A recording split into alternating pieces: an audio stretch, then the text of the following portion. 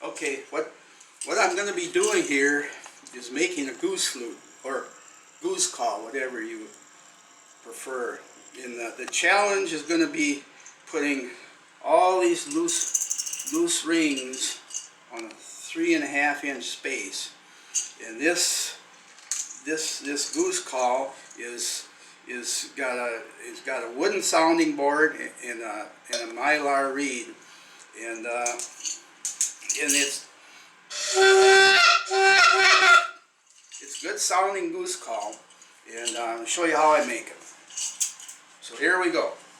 This is a piece of Osage orange. I turned these out about 10 years ago, so I know they're good and dry. And I've got a hole drilled all the way through, and so it'll accept the sounding board. So here we go.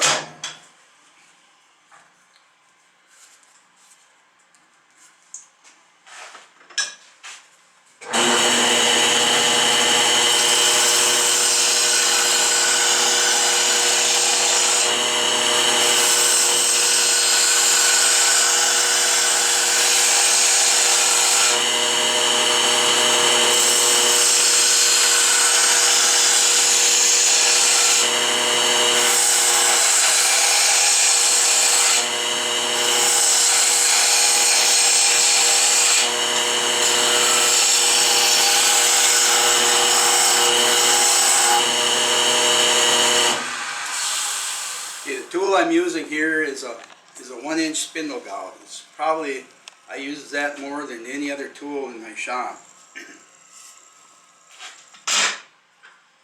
And this is a 1/2-inch skew chisel.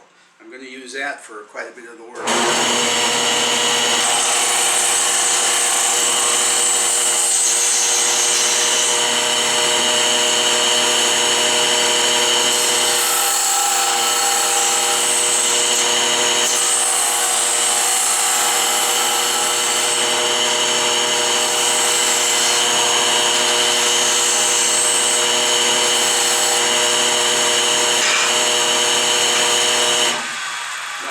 This is a handmade tool that I use to make the rings, and I'm going to show you how I do that.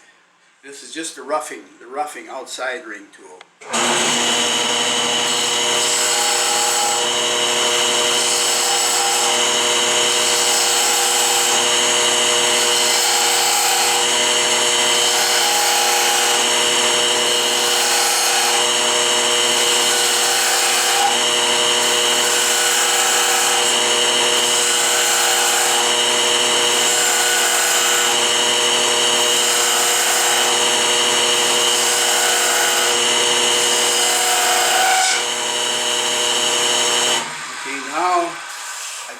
I just got the ring started. What I'm going to do is push the tool in further and round all the rings off.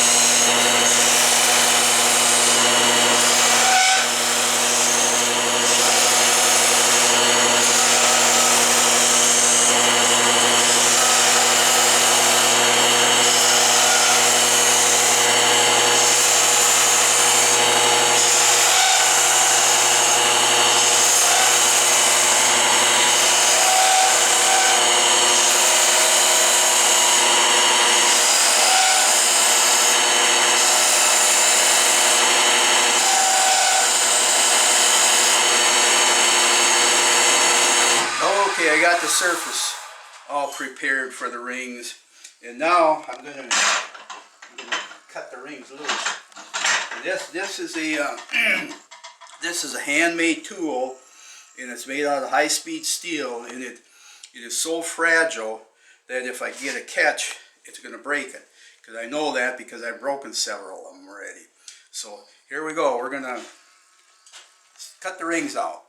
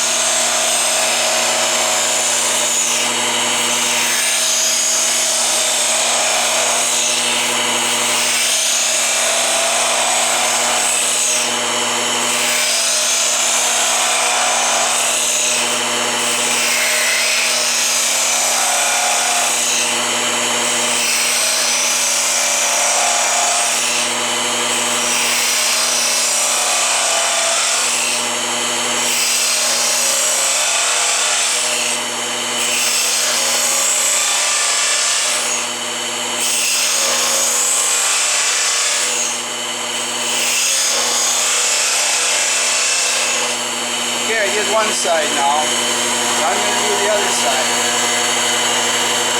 I'm only going to go 3/4 of the way through, because if I go all the way through and break them off, then I won't be able to sand them. But this way, I'll be able to sand them and then finish breaking them off.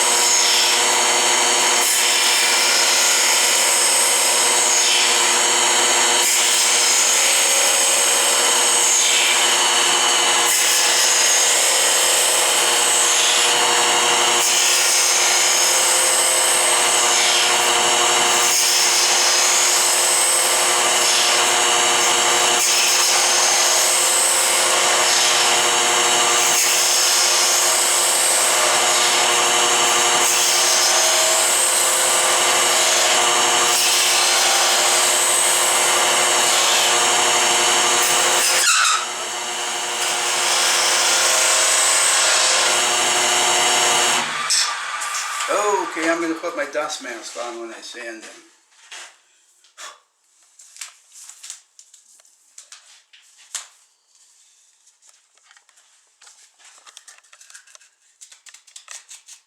I didn't want to break them off, but I broke that end one off, so I'm going to have to end up sanding that one by hand when I'm all finished.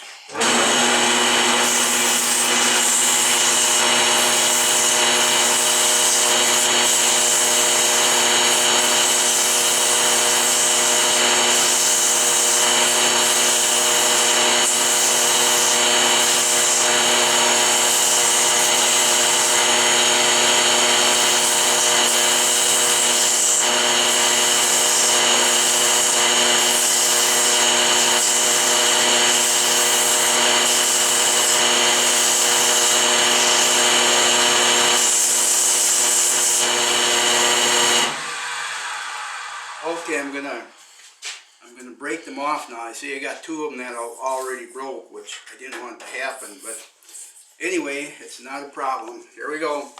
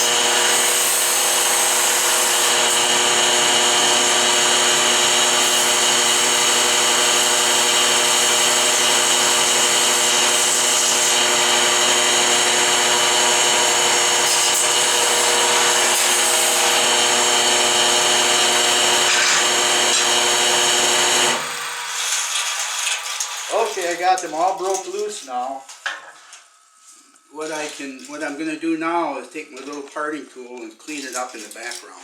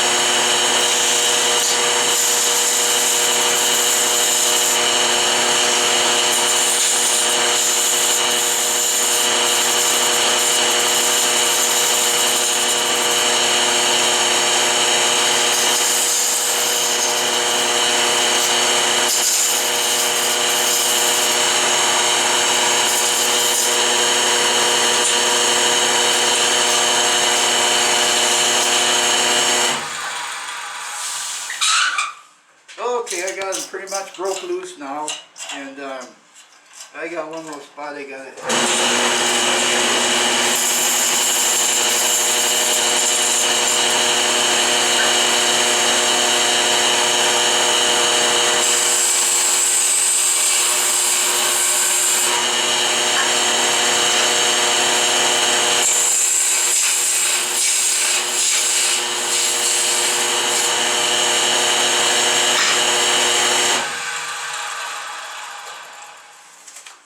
Okay, what I'm doing here, this is a tenon to fit into the mouthpiece, and that has to be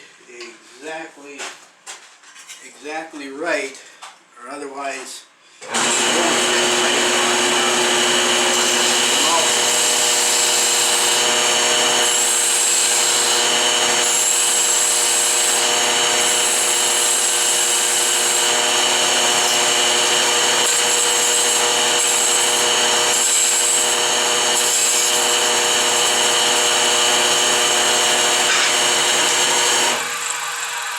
Okay, now I'm going to make two little grooves in here, and that'll be for the O-rings, so that the mouthpiece will fit in there nice and tight.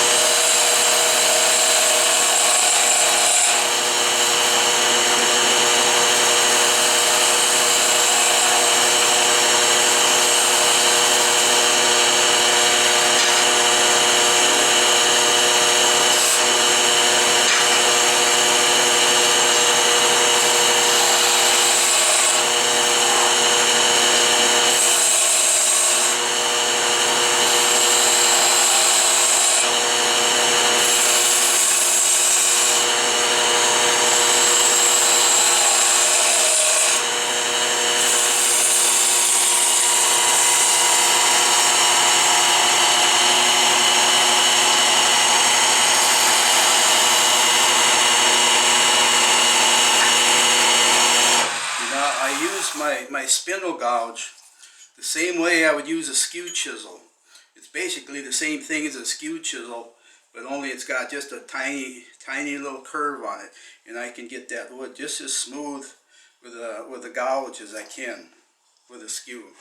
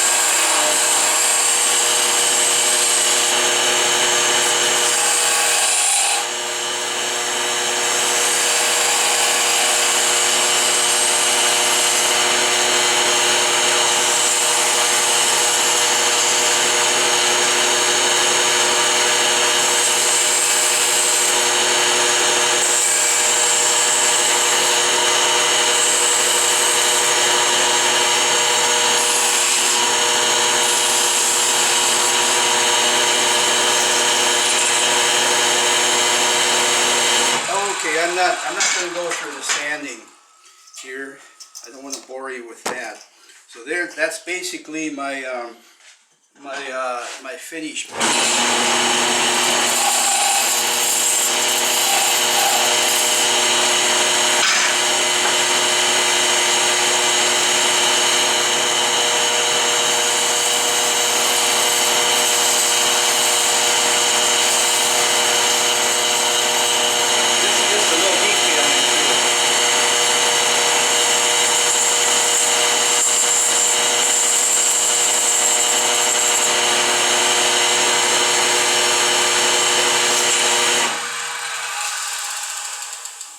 Okay, so that's pretty much my barrel, and I got all the rings nice and loose, and they're nicely sanded except for the one on the end, which I'll have to hand sand because it broke loose before I had a chance to sand it.